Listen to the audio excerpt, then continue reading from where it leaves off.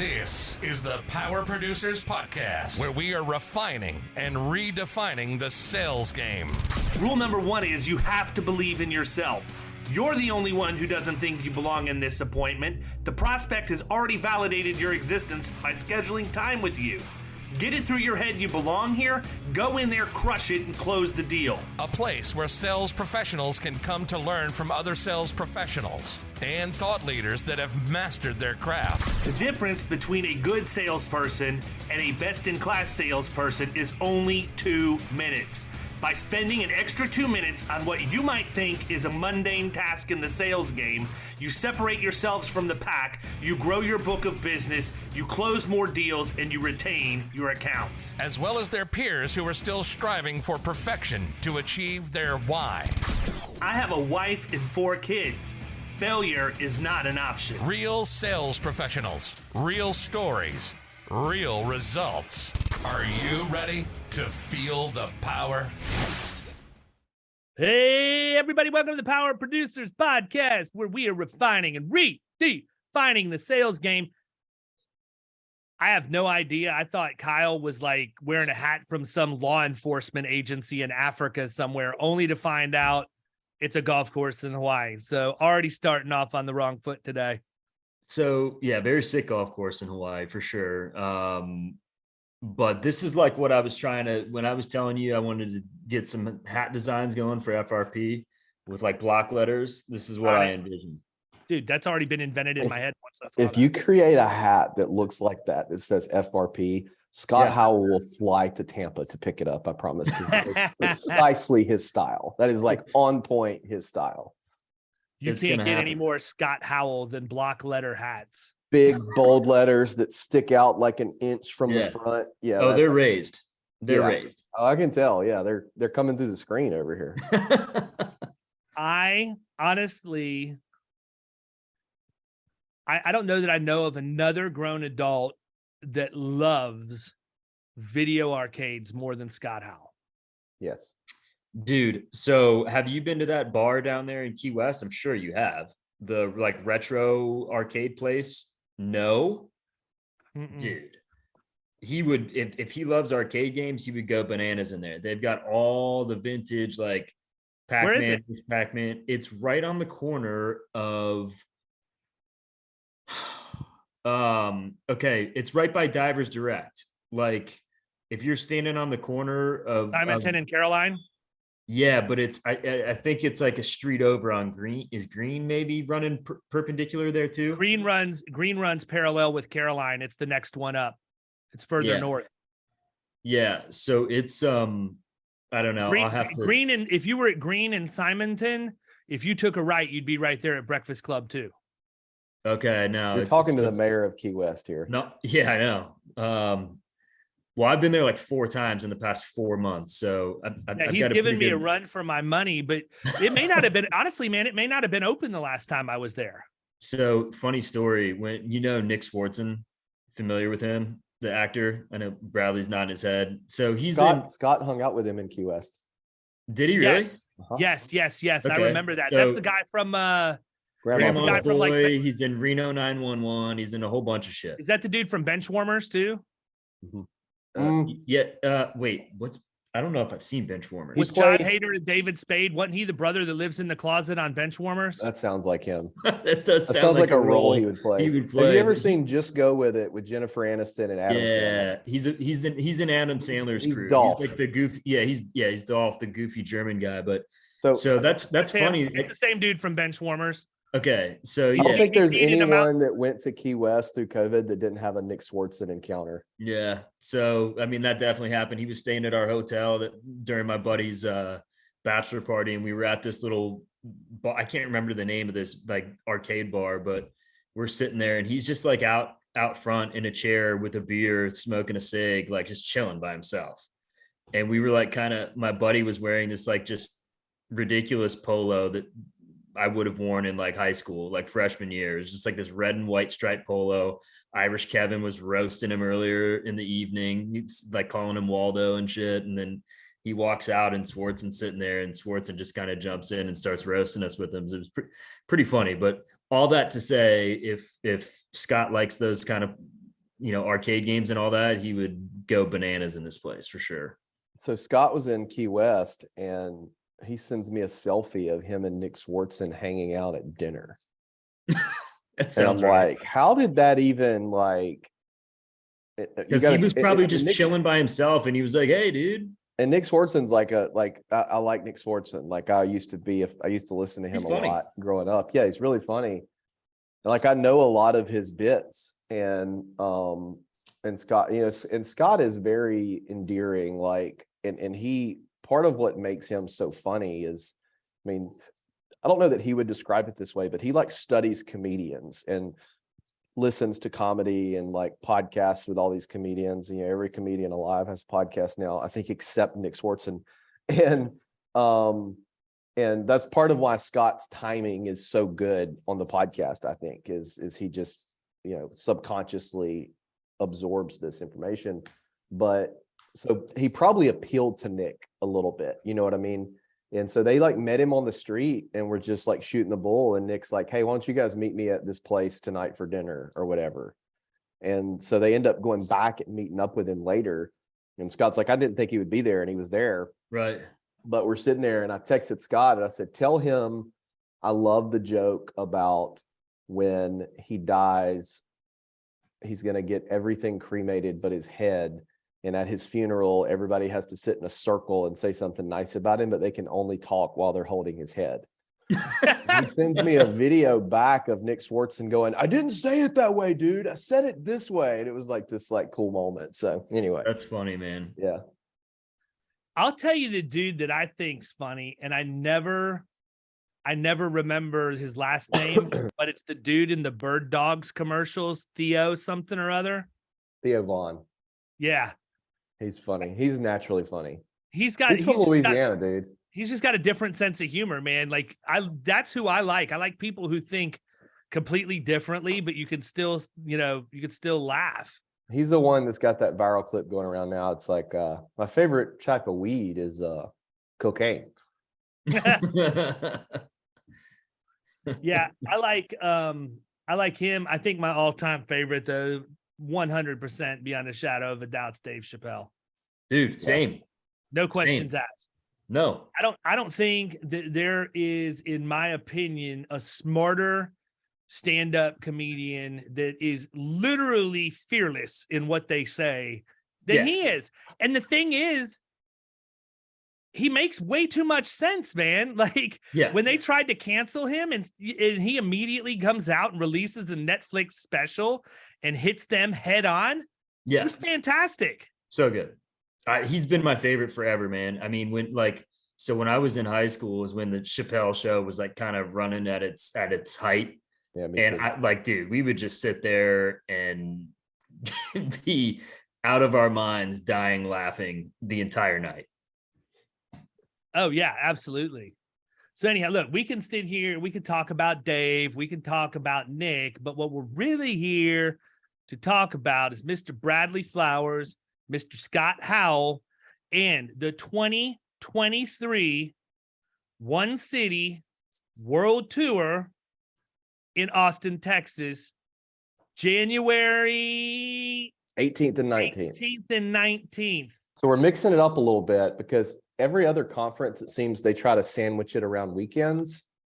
And we were like, hey, let's go out on a limb and do something in the middle of the week. That way people don't screw their weekends up with their family. And we've gotten a really good response from it. Sorry to just start talking. No. I mean, that makes sense. So it's close enough to the weekend. If you wanted to stay, you could, but you can literally go to this conference and be home with your family on Friday night and everything's good, Well, that's what I was going to say is people might want to just extend pre or post and hang out. Because did you say Austin? Austin, Texas, man. Yeah, because I've never been, but I know I've heard from everybody that has been there that it's a super cool place. So I would imagine the midweek thing might work out. It's an up and coming city. You see these cities, Kyle, trend in conference land where you'll see for a while there, Dallas, Texas. It was everything was in Dallas, Texas. And then Nashville as well. You see Nashville trending, of course, Vegas, San Diego. And I kind of had a hunch that Austin would be kind of the next city because it's up and coming just in every industry, right? Everybody's attracted to Austin to some degree. Of course, all these people from LA, like Joe Rogan, moving there helped a ton. And so we selected Austin. Our biggest listener base is in Texas, actually, so that helps. And I've got 3 speaking engagements booked for next year. 2 of them are in Austin. Oh, wow. 2 additional. So it's like we were right on that. So Cool. yeah, it'll be a fun event, man. Last year, I mean, David rocked the house last year. I mean, David dropped a tip that I literally grabbed the microphone and said, if that wasn't worth your $199 to come here, you should not have came. And I mean, it was literally like, the thing that it's every speaker was very actionable items you can use immediately in your agency. People came up to me afterwards and said, man, this was like the best lineup of speakers in terms of like what I took away. And I said, yeah, that's because we picked them. There was no fluff. There was no, hey, you're speaking just, I feel like a lot of conferences will have people with no intention. It's just like, hey, this person's speaking a lot. We'll have them speak. And of course, I'm the beneficiary of that sometimes because I do that kind of stuff. But we're very intentional with our speakers. We're very intentional with our events. And it's a small crowd, but I try to provide the most value for agents that I can. So other than Producers in Paradise, if you can come to an event next year, come to the One City World Tour. Well, That's my look, pitch. I'm going to go ahead and call it like it is, man. Not everybody can come to Producers in Paradise that's listening to this because they're not in Killing Commercial. And that's the first requirement is that it's only open to the family. I'm sorry. No, you're good. It just speaks more to the exclusivity. So if you're on David's shit list, come to One City World Tour. If you're not, go to. Yeah, no, but I mean, I think it is interesting. And, sort of to your point, I don't run a conference per se, because the way we do Producers in Paradise is completely backwards from everybody else. And obviously that's by design. It's also sort of like the way I do everything else. I do it just completely from a different perspective. But, when you go to a conference and you come back, the number one thing everybody says is, yeah, the speakers were good, the breakouts were good, but I really got the most from the time at the hotel, in the lobby, at the bar, just networking with other agents. And so with Producers in Paradise, I flipped everything completely and inverted it. So, we only meet for 3 hours each of the 2 days that we actually have meetings. And I open the gathering by just giving everybody the mic and going around the group of people that are there, tell everybody who they are. Because a lot of these people are just meeting for the first time. We've got online relationships inside Killing Commercial, but they don't really know each other. And so it's always funny. And I'm always watching, the new people to see how they're responding to this. But I want them to tell them, who they are, where they're from, what their agency specializes in, what they're looking for help with, by being there, and what they're able to help somebody else with that they do really, really well. And, sometimes that takes an hour and a half of your first 3-hour day. And, I was funny because as we went around last year, I started to see people getting impatient and eyes were rolling, and I stopped them and I'm like, look, I know some of you are new and you don't know what we're doing. Just trust me. I know what I'm doing. This is like the mad scientist approach. It's going to make sense in the end. And what happened is, by us taking that hour and a half to do that, it allowed everybody to figure out who they were going to pair up with for the times that we weren't meeting as a group. And so they went and listened to music together. They went to dinner together, or a lot of us just went back to the pool at the Saint and we just talked business in the pool for the rest of the afternoon. But literally the overwhelming majority of our time was that one-on-one or small group connection where we can really get the answers that we need, and we don't feel threatened by it, because it's not like we're in a group with a bunch of people and we have to raise our hand and ask, or you're listening to speakers talk from stage. Now this year, obviously, I'm doing it a little bit differently because Josh Braun's coming in and he's going to be there live to do a talk on his prospecting and telemarketing methods. But, that's new for this year. I wanted to bring somebody in that was different, that hadn't come to any other insurance conference that I was aware of, but had the sales chops to come in and bring a different message. And Josh and I are so aligned on the Chris Voss following and a lot of the other things that he does, that he was just a natural choice. So, But all of that to say, when you do something like that, the hardest part is just making sure you can keep everyone's attention and try and keep them engaged the entire time. And that's why I think it's really important that you pick who your speaker is going to be and challenge people to come hear voices they haven't heard before, right? People can hear me on the podcast. They can go to my YouTube channel. They can read my blog. I likely have been at some event in their state speaking at this point. So I don't need to go speak at every conference, man. I can go to the conference and I can support my friends without having to speak. But if those people who wanted to have access to ask a question or, shoot the breeze when it's not the formal meeting time, if I'm there, they're still going to get that, right? But I really think, it's a challenge for you guys, right? I mean, talk a little bit about that, because that has to be something very, very intentional. You got to get people, that have a great message, that have credibility, but that people haven't really heard of before. And so a lot of the time, even for me, when people are saying, hey, would you be interested in coming to speak, or would you be willing to come and speak? If it's a place that I've already been, I'm going to say, look, I would absolutely love to come and do that, but I'm going to give you 3 names of people that have a really good message that I think needs to be heard. And you would get a lot more mileage out of having one of them come than having me come back as a retread. Give it a couple years, let the dust settle, and then I'll happily come back when I've got something new to talk about. But, and obviously this year it's different with the book, but talk a little bit about what that's like when you're trying to put one of these things together. It's tough, but I'll be honest with you. You kind of hit the nail on the head. My MO, as far as the podcast goes and booking speakers for these events, is finding people who have a really good message that can provide value to agents that everybody hasn't heard. That's kind of on the up and coming. And I think the challenge of it is you just have to get in and talk to people and be willing to take meetings that are probably going to lead nowhere, but 1 out of 10 is something awesome. You know what I mean? Like, I'll give you an example. Aaron Gordon, who a lot of people know, but a lot of you haven't heard him speak. It's Aaron Gordon, by the way, not Aaron Robertson. We do not want to get those. Don't want to get those two confused. Don't mix those two up. Love you, Aaron Robertson, but don't get those two mixed. Aaron Gordon, Aaron from New York City. So he's got that New York City punch you in the mouth swagger. He gave he was on a panel last year. Aaron's a good friend of mine. He gave a presentation in the Big Isle of North Carolina, Albie Knight's group, and he spoke, and then I spoke.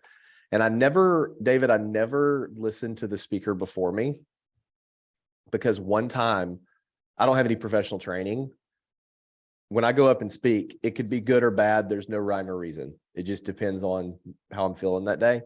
And I never listened to the speaker before me, because one time I was speaking at an event, and the guy who spoke before me, like 70% of his presentation was what I was going to cover. Oh, and it wasn't like he didn't do it on purpose, but it wigged me out. So I tried to change stuff up last minute, and I didn't do great.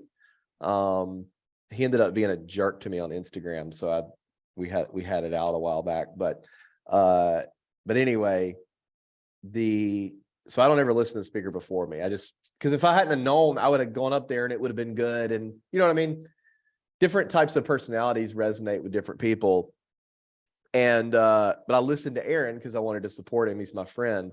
He gave such a freaking good presentation around what it is we all actually do, which is fulfilling a promise, right? That's what people are buying, or a promise. And it sounds corny and it sounds hokey, and it sounds like the speech that your district manager gives you your first day in insurance, right? But it was so good because he tied in these stories of claims and how his agency handles claims and that sort of thing. I mean, it was inspirational and it was tactical. And I texted Andy Matheson, who I'm co-hosting the event with, and I was like, we've got to have him speak. Like, he just like inspired the entire room, including me, who's his friend and talks to him every day. So people like Aaron Gordon, we've got Garrett Droege, who is the first agent to issue an insurance certificate on the blockchain. That's really cool. And then we've got some folks who have been in the industry for a while and spoken a while and are doing newer things and are going to talk about that a little bit. One of those is Ryan Hanley. So we got, last year Hanley was supposed to speak and then ended up backing out. And I don't know if you remember, David, but we had the Jumbotron and there was a slide that said, "Where is Ryan Hanley?" on a milk carton. No. Yeah, exactly. I remember it. I took a picture of it and texted it to him. Yeah, exactly. He thought it was Photoshop too. It was such a good image. But but we just try to find people that can give agents value above and beyond the ticket price they are giving us. And it's a lot of fun. And to be honest with you, man, so like back to your point about the networking and that sort of thing, that's where the real stuff happens. And, you know, I've been to conferences before. I remember I went to a conference in Dallas a few years ago, and I was there all day. The literal only time I was in the auditorium was when I was on stage, and the entire rest of the day I was in the back lobby meeting people, networking, that sort of thing. And one mistake we made last year is we had so many speakers that we did not leave enough room for networking. So this year we're kind of doing the opposite, and we're purposefully having networking times and that sort of thing. We've got some pretty cool ideas, some stuff that's going to give some people who don't come some serious FOMO. So it'll be a lot of fun. I mean, it's nothing serious too. I mean, I'm not a conference organizer. It's not fun putting it together. I actually loathe it, to be honest with you. And it's not a money-making endeavor for us, to be completely honest with you. I feel like your listeners will appreciate this from a customer experience standpoint. So last year we were about 2 or 3 days before the event, and we had like 10 grand to the good, right? And there, when we were like we had like this group message with the other organizers, like, hey guys, we're 10 grand to the good. What do we want to do? And I said, we're going to spend it. We're going to spend it on the event to make everybody's experience better. And I don't remember what we spent it on, but it was something really cool that people liked. And I think it was, I think everybody got free drinks at the party or something to that effect. Right. And so free drinks. That's the goal of this event, is just to take all the money, pour it into the event. It's not a money-making endeavor for us. If it was, you would see a lot more promotion than you are. It's just, we want to get 150, 200 agents in a room and make the industry better. Well, you know, since you gave Aubie Knight a shout out, I'm going to give Aubie a shout out. And I probably also should take a page out of your book and not listen to the people who go before me, because when I was in North Carolina last year for the exact same conference, I had to go after the Make-A-Wish presentation of a $40,000 check, not a dry eye in the house. And I literally get up and I look at Aubie, who's sitting back in the corner. I'm like, what did I do to deserve this, man? I have no chance. Dude, I have no chance. At IAOA this year, I literally had my AirPods on with like Thunderstruck by AC/DC playing while Mike Crowley was speaking. I was like, I don't want anything to, you know what I mean? Like it's just a weird thing that I do.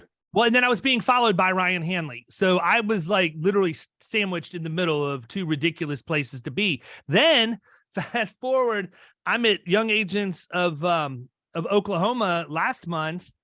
And the guy before me, Brandon Tatum, who is, it's Dr. Brandon Tatum, who does a lot with family counseling and stuff. He's authored a couple children's books and things.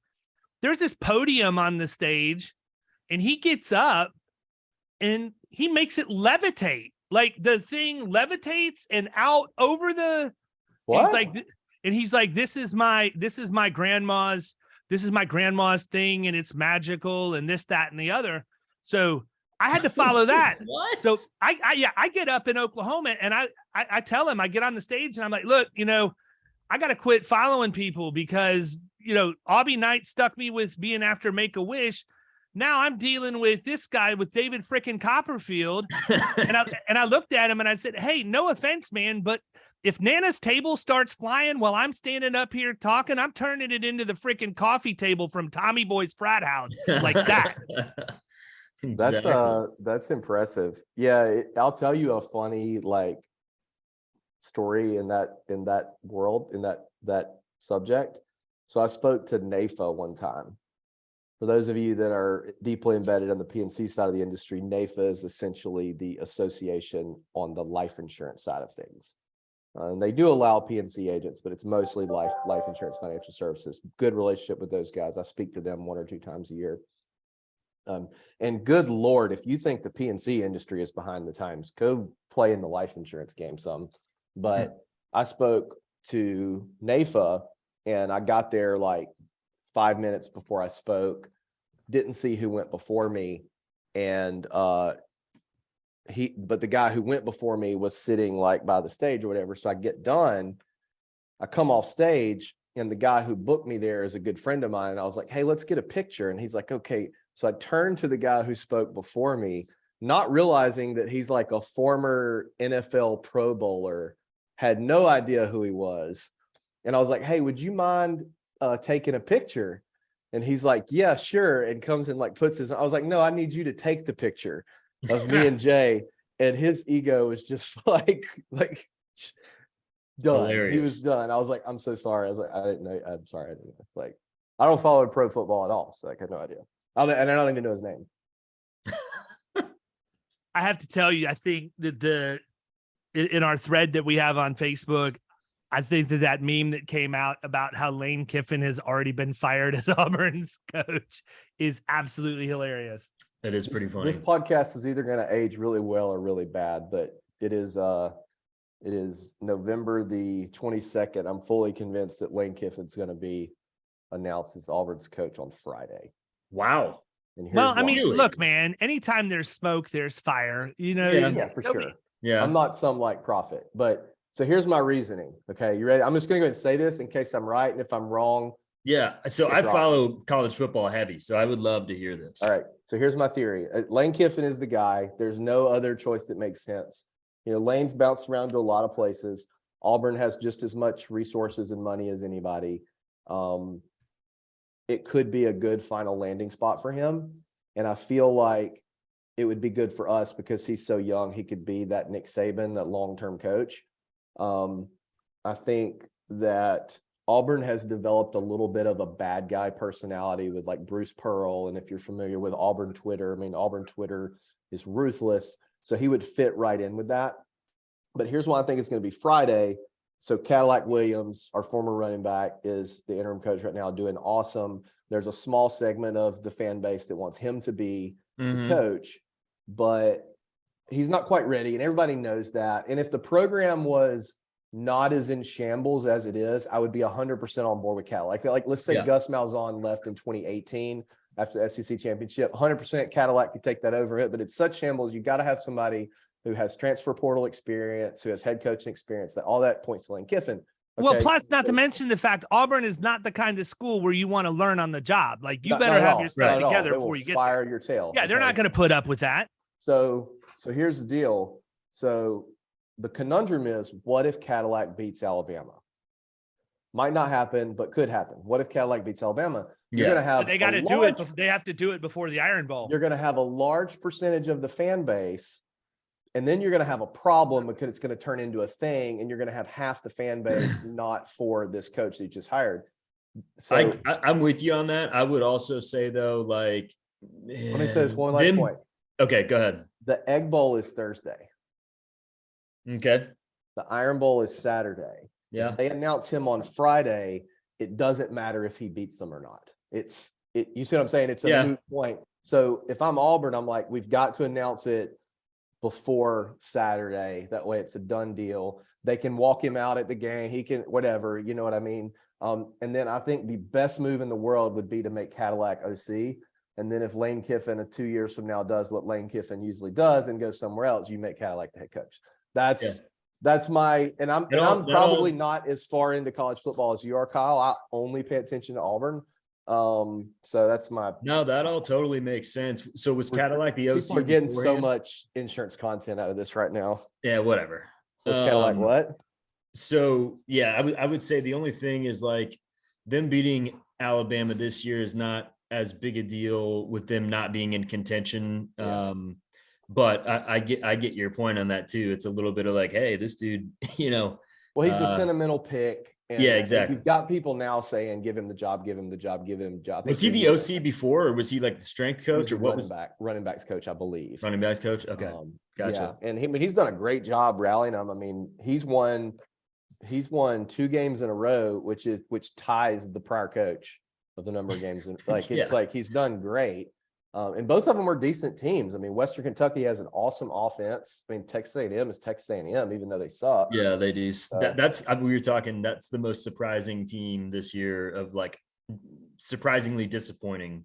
I saw a TikTok video where this person was doing a synopsis of what they think is going on at Texas A&M, And it made sense. Texas A&M got all this NIL money and got all these big recruits, and they suck. It doesn't make sense. Doesn't make sense. This person was saying Jimbo Fisher got in over his head and took some money from somebody he shouldn't have taken some money from.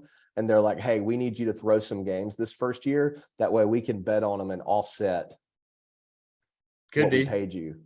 And they went through like some decisions he made that would make sense with somebody who was losing on purpose. Yeah. Now, I mean, I don't necessarily want Bradley Flowers on the Power Producers podcast to like be the one that breaks that if that ends up being true. But anyway, I love it.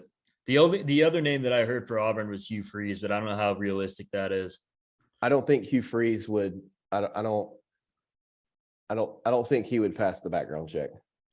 There's no chance he would pass the background check, but it was something that I had heard about a week and a half ago. So yeah, and I think Hugh is a better guy than people give him credit for. But at some point, you got to look at somebody's track record. Yeah, for sure. So what's going on in the world of Florida Risk Partners? Let's talk about that. Oh my gosh, man, what's not going on? It's I was actually going to tell Kyle I might need to excuse him from the podcast because as I'm over here looking at my emails, he's had 2 or 3 trucking leads. I called 2 of them before we got on. Nice. I'll tell you what, man. I mean, I'm perfectly fine using a company name when it's under this circumstance, but CoverWhale's been a godsend. I mean, I don't know how much you're using them in your agency, and for everybody out there who isn't using CoverWhale, if they're active in your area, I would highly recommend that you reach out to. They're super easy to quote with. It's done in like less than 5 minutes, really. I mean, especially if you've got the DOT number, you plug it in and it loads most of the info for you. You go through, you type in their what they're hauling and the percentage and how far they're going, and it's like address or driver's license and name, date of birth, VIN, and you're done. And they've been competitive, man. I mean, they've been better than a lot of the other carriers that we were writing this kind of stuff with before. So they have been solid. But I did talk to both of those guys before we got on here. They're our go-to in Florida. They're not super competitive in Alabama yet, but we do a decent amount of trucking, and if they ever get it figured out where they're can somewhat compete with Progressive in terms of how consistently they are competitive, they got a big opportunity to take some market share.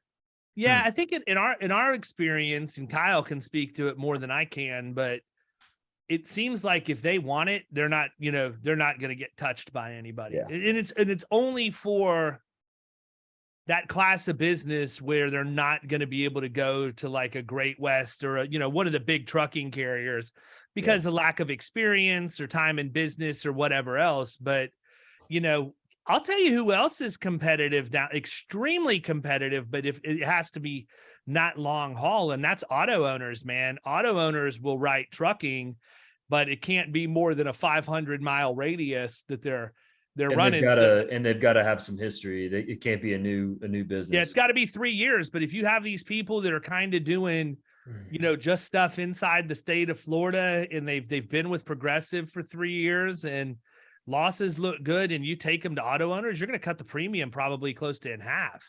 You just mentioned 2 carriers that both told me thanks, but no thanks in one sentence: auto owners and Great West. Oh man. Well, I mean, Great West, I can understand because that one's tough. Auto owners missed the boat. Yeah.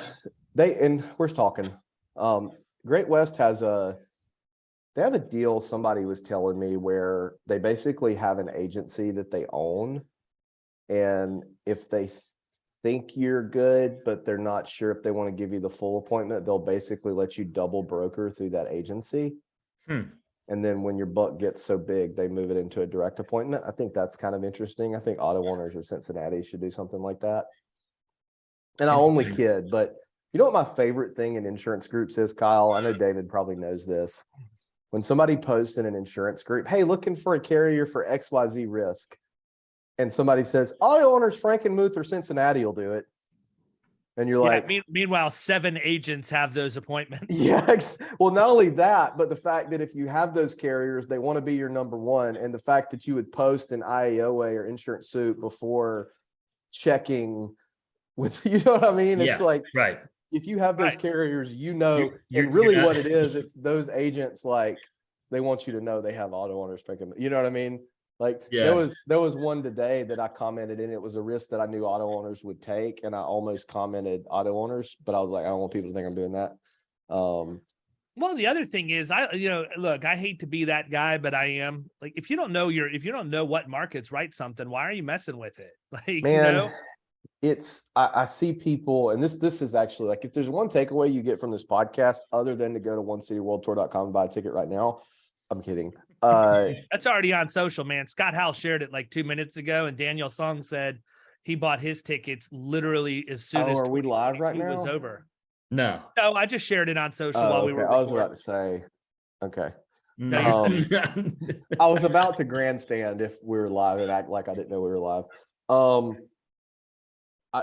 Here's one thing I take away. I see so many, and the insurance groups are great, but I see so many people in these groups post like looking for a carrier for this, and it's something that you shouldn't be touching with a 10-foot pole. right. 9 times out of 10.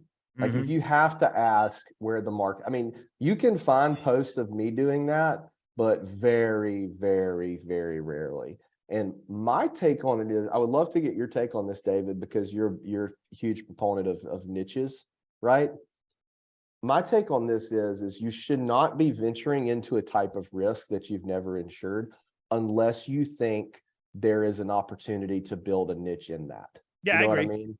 Like, I had a guy recently that I think it was a food truck, and we considered, oh, maybe we could go after a bunch of food trucks. That was the only reason we tried it. You know what I'm saying? Like, sitting there and shotgunning and taking everything, you know what I mean? Taking everything that comes on is not the way to do it, because you're going to No, I run mean, yourself ragged trying. I mean, you're going to be super unprofitable because you've never insured that.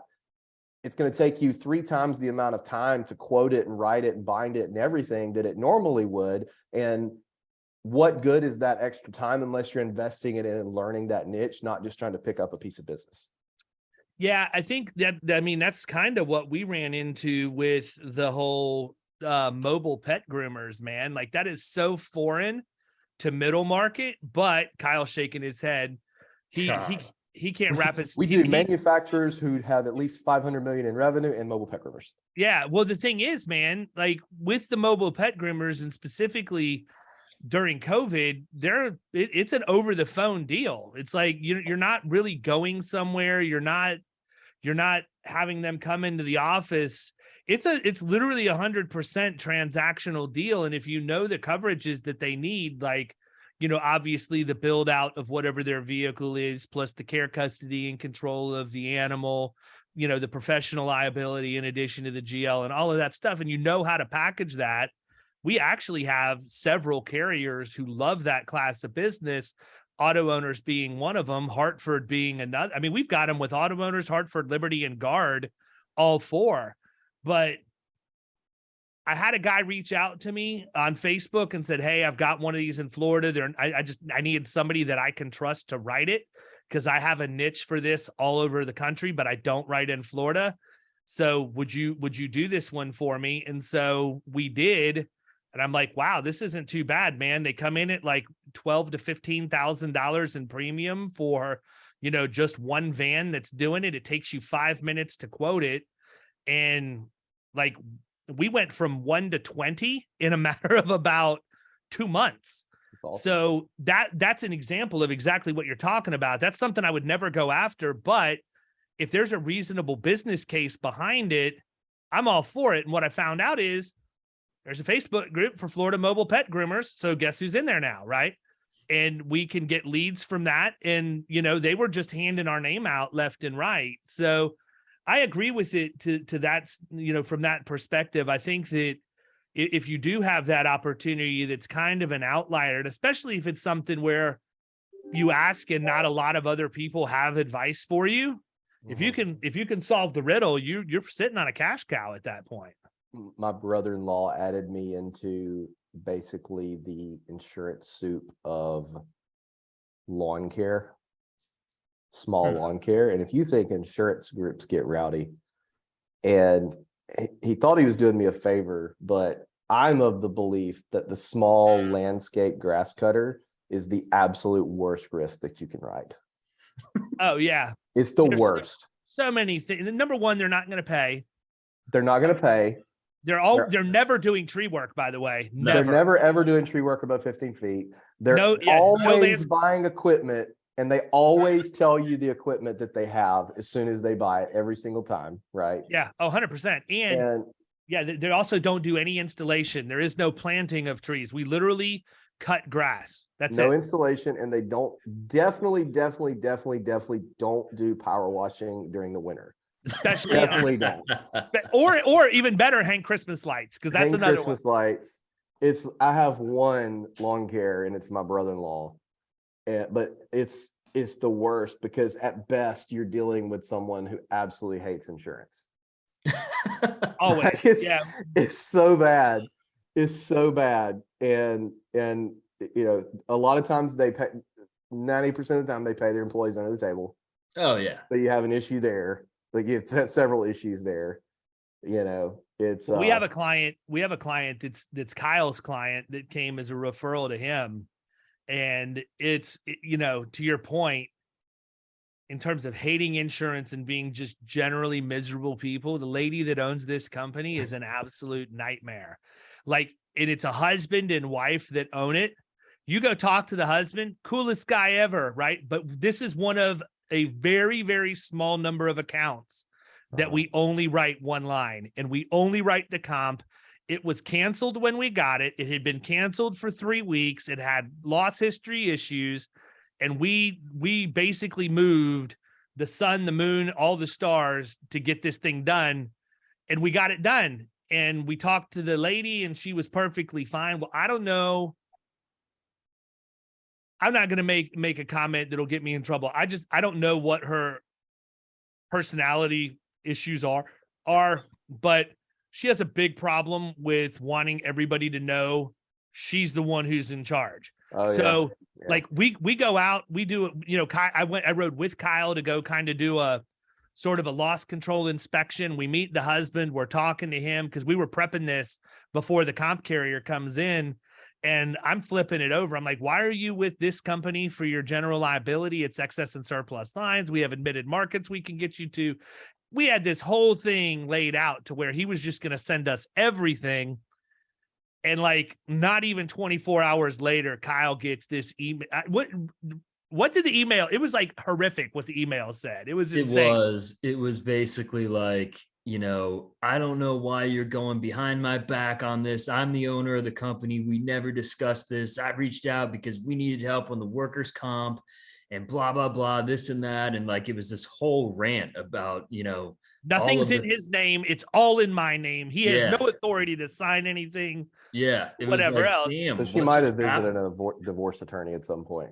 Yeah. And right. So the thing was bizarre. I will say though, she actually, since that just renewed, like I've been in contact with her a little bit via email, and she's kind of been like, she's been tolerable and like a normal person. So maybe she's turned over a new leaf. I'm not. A lot of times people that are super rude to you in the beginning end up being your best customer. Well, yeah, that's true too. I had that happen plenty of times. Yeah, for sure. I tell my team all the time, if somebody's upset with you, don't get offended. Like, don't let them cuss you out. To me, that's like the bar. Sure. But you got to let them vent a little bit. Everybody hates insurance, even me. Right. Yeah. No, I get it a little bit. And then what happens a lot of times, the fact that either one of two things, the fact that you listened to their problem and didn't tell them to kick rocks. My 9-year-old is in the room while I'm recording this podcast, so I'm watching my language. She can't hear you. But because you didn't tell them to kick rocks, they're like, okay, this guy understands. But then the flip side is a lot of times they feel bad because they were just having a bad day that day. And so they over-index on being nice to you in the future. And also the other thing on lawn care, they're on the road all day long. They're on the road 10 hours a day, which increases your chances of an accident. Sure. So, but yeah, we had one recently. One of my guys was working on a big account. This company did like 15 or $20 million in revenue. And he's like, yeah, I talked to the guy and he was like all for us quoting. And he said, here's his wife's number. He said to call her. And I said, uh-oh. And it was like a very similar situation. And it was, she made all the decisions, and she was like not okay with us working on this. She's like, as a matter of fact, it was a pain in the butt when we swapped last time. We're not interested in anything right now. So we actually that was 6 months ago. We actually circled back last week, and they want to work with us now because we remember to follow up. But anyway. So what else, man? You gave us a little bit of a taste of who the speakers are going to be in one city. I know you also have some surprises, or maybe you and Scott were just screwing around in with me to see whether or not I would repeat anything. But I heard a little grumbling, and I'm not going to let on that I know anything at all, but I think there's some pretty cool stuff that you've got set up. But what else can you let them know? I mean, you got to come to Austin. I mean, if nothing else, there's good live music there. There's a good nightlife scene. Yep. Apparently Daniel Song's going to be there. I mean, I don't know, like anybody should want to go hang out with that guy. Daniel Song's going to be there. I mean, David and I just spent a few days with him in California. I mean, he's got a bunch of great stuff going on. Got some really, really cool vendors there. We're very intentional with those vendors. Some great speakers, bunch of surprises up our sleeves that not only add to the value of the event, but the entertainment and that sort of thing. We got Elijah from Goodman Family Insurance, who's the guy on TikTok that's taken over the world. He's going to be there. We've got Troy Korsgaden. Troy Korsgaden is a legend. I mean, talk about somebody you don't want to speak after. I mean, he is intense. He's actually going to open us up the first Dude, that's day, a scary guy to have open. He opened up at Soup Live, and like we're like 10 minutes in, and I looked at Grace and I'm like, I feel like I need to have an altar call after this guy's talking, man. Why is he yelling at me? So Troy spoke. Get this, Kyle. Troy spoke. I mean, he's like yelling and screaming from the stage. Troy spoke. A young lady spoke that had never spoken on stage before, and then I spoke. And I looked at Michael McCormick while Troy was up there. I said, the scene from Billy Madison where he's like, I'm glad I called that guy.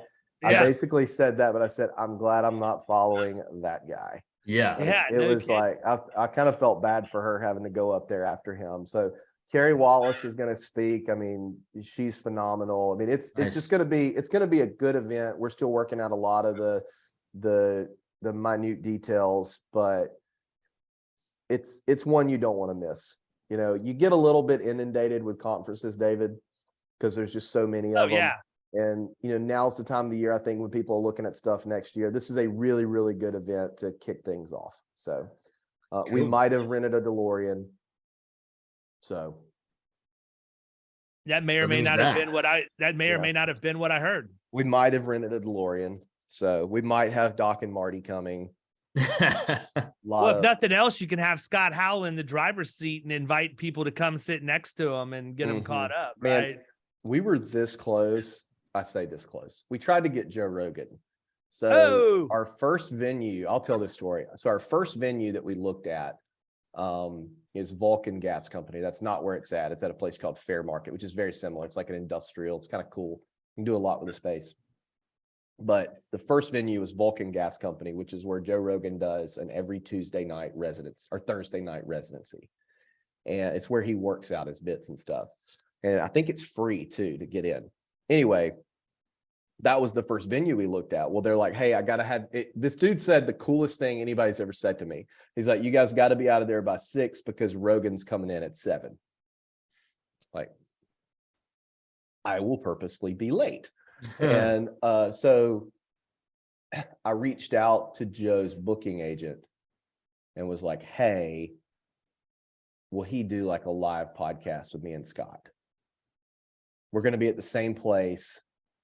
All he needs to do is show up an hour earlier. That's it. And I had this picture in my head, and whether or not people are a Rogan fan, I mean, obviously he's gotten very polarizing, but you can't deny it wouldn't be a benefit to have the #1 podcaster in the world. You know what I mean? Yeah. So I had this idea where we weren't going to tell anybody he was going to be there. And Scott and I were going to do a live podcast on stage.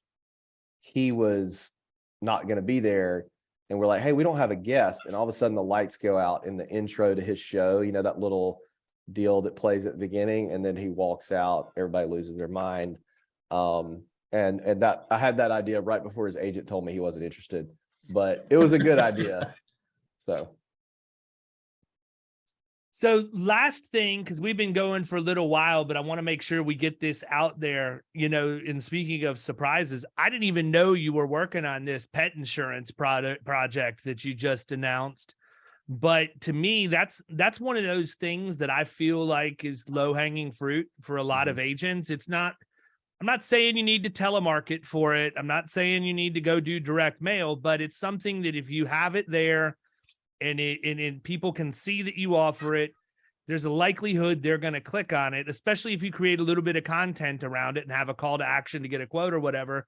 Yep. It's something you're going to sell. And honestly, you know, I don't know if this is still in the works or not, but originally that's one of the things that when we had the Glove Box guys come on the podcast, you know, a couple years ago and talk about, that's something they were talking about being able to do as a cross-sell campaign inside their app, because they're going to have all this data on people. They're going to know if they, you know, if they have umbrellas, they're going to, and homeowners, they're going to know if they have pets or not based off of how the questions are asked and all of that stuff. But they could cross-sell it inside of the Glove Box app for the agencies who have it.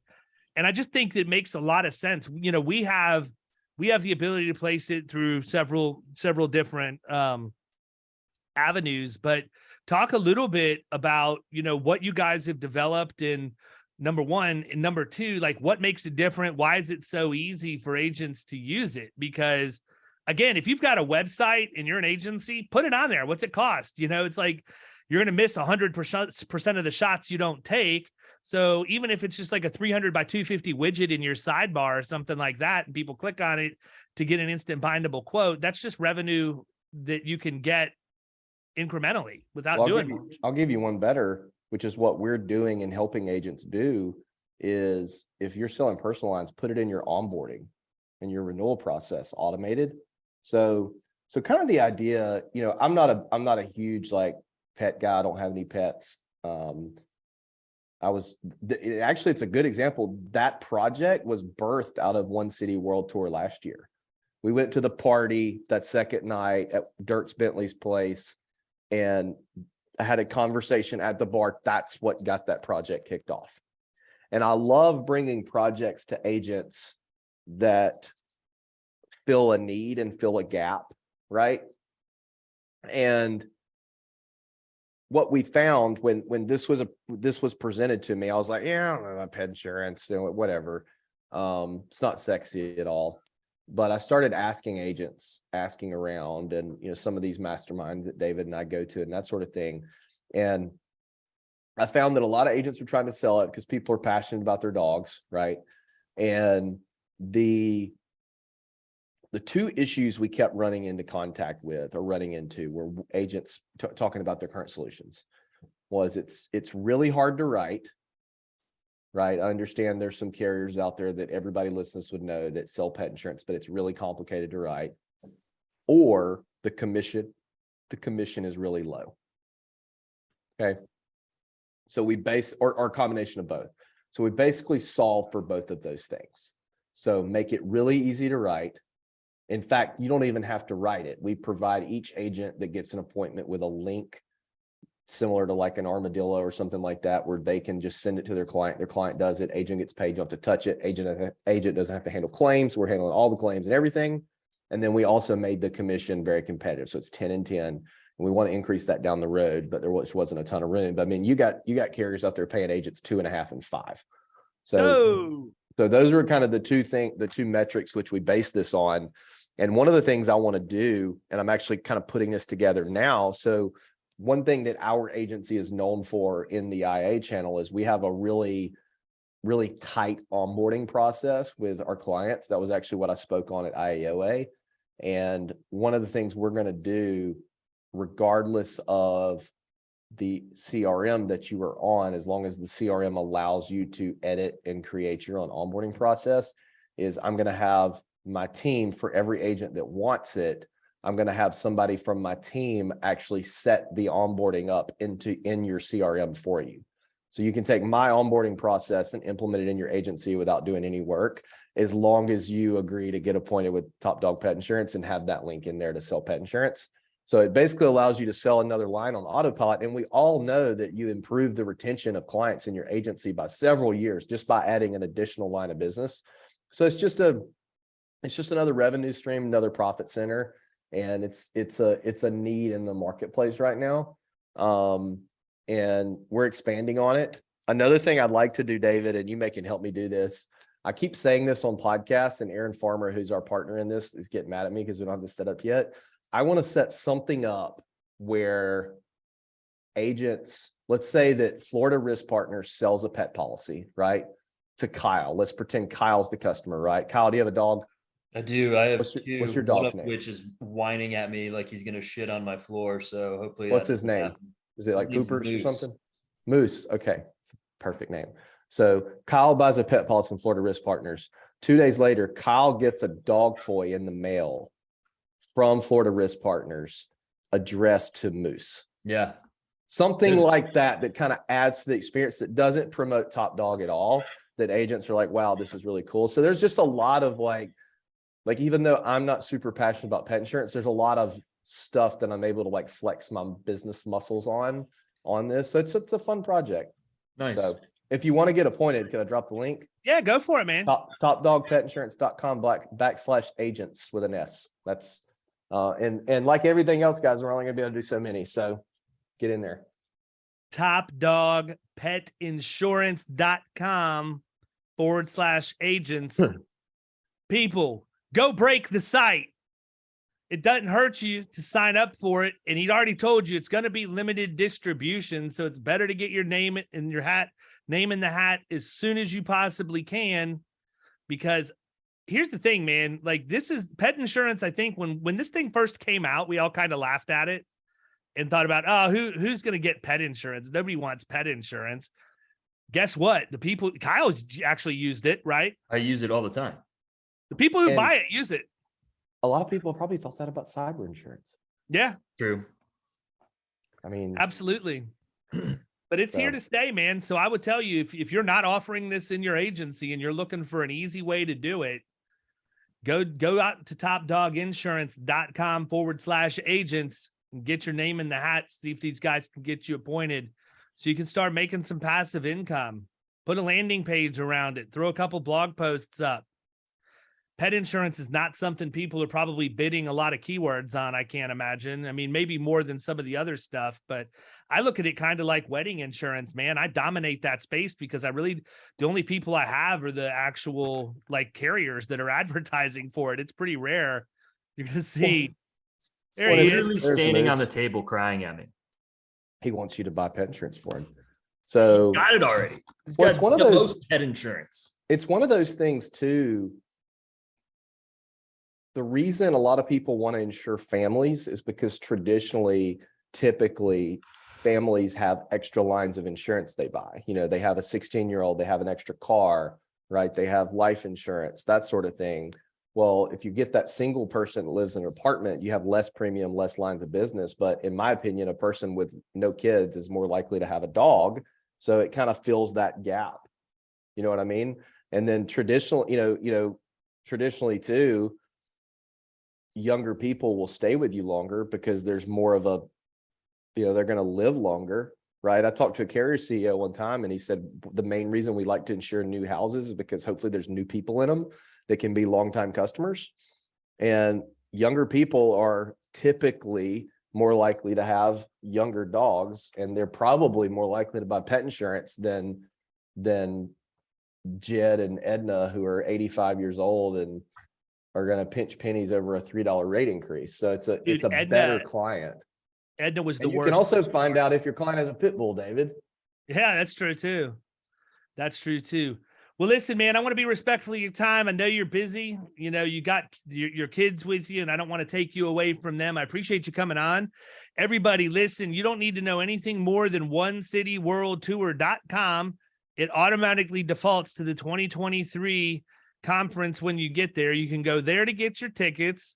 You can go to topdogpetinsurance.com/agent to get signed up with them. What am I missing, man? Are you guys doing NFTs or anything like that again this year? Because of the instability in the crypto market, we are not doing NFTs this year. Imagine that. But everybody that bought our NFTs last year are still getting the benefits and all that kind of stuff. And you can actually probably go buy their NFTs if you want to. So cool deal. All right, man. Well, pleasure as always. Wish you guys nothing but the best. I will most definitely be talking to you before Austin, but certainly look forward to hanging with you and everybody else there in January. Absolutely. Everybody else, we'll catch you next time. See you. You've been listening to the Power Producers Podcast. You can follow Killing Commercial Insurance on Facebook and YouTube. And if you want to take your game to the next level, check out our book, The Extra 2 Minutes, and our website, Killing Commercial.